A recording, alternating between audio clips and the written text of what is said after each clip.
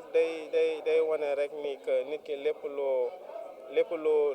jëmbat rek loolu ngay récolter bu fekkente ni da ngaa jëmbat lu bon ngay récolter bu fekkente ni da ngaa jëmbat lu baax tamit lu baax ngay récolter voilà graine du pouvoir loolu la quoi donc fii nii on a essayé de semer le pouvoir et il y a des gens qui ont récolté le pouvoir d'autres ñeneen ñi récolté amour ñeneen ñi récolté aide ñeneen ñi récolté autre chose. waaw xam nga Sénégal moom man graine du pouvoir dama koy woowee le Sénégal en miniature parce que Sénégal moom moo am séeréer Sénégal moom moo am tukuleur Sénégal moom moo am lépp boo xoolee Guèye c'est un séeréer mais ñu ngi ko tuddee turu pël muy sàmmkat parce que Guèye mooy kii di sàmm te Guèye sàmmul ay nag sàmmul ay xar sàmmul mais ay nit lay sàmm c'est juste pour montrer que c'est un leader et que à travers posture boobu noonu muy am ñu bëri dañ ko siy topp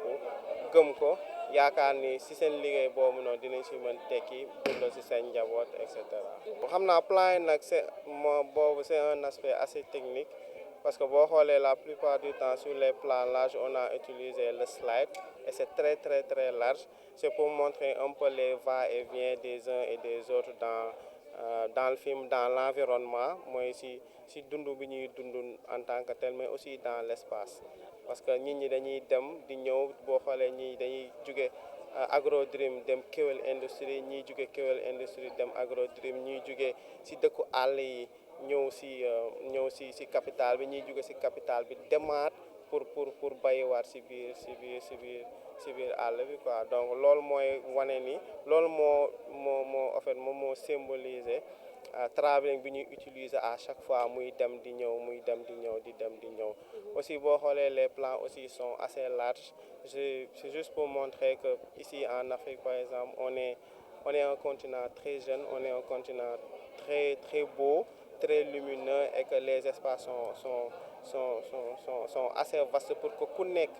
mën si retrouver sa bopp bu fekkente ni da ngay bay wala da ngay sàmm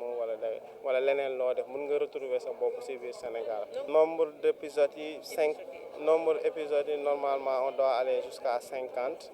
mais là on en est à 20 il nous reste encore 30 à tourner et j'espère que d'ici les 3 mois qui vont suivre on va essayer de boucler tout ça.